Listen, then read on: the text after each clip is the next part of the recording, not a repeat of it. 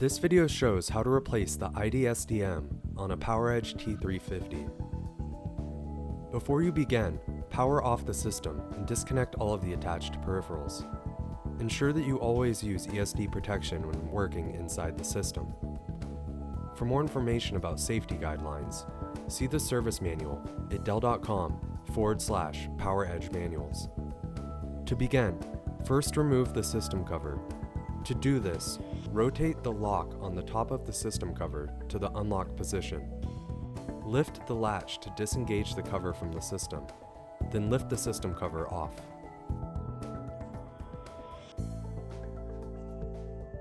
Then, by holding the air shroud, lift the air shroud out of the system.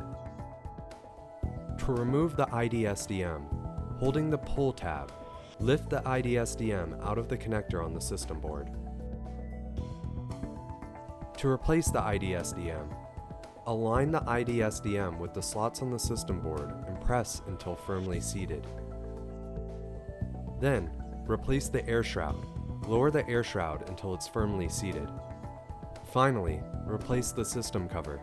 To do this, first place the cover into its position on the system.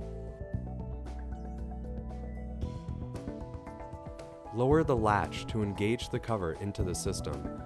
Then, rotate the lock on top of the system cover to lock the position. You have replaced the IDSDM on a PowerEdge T350.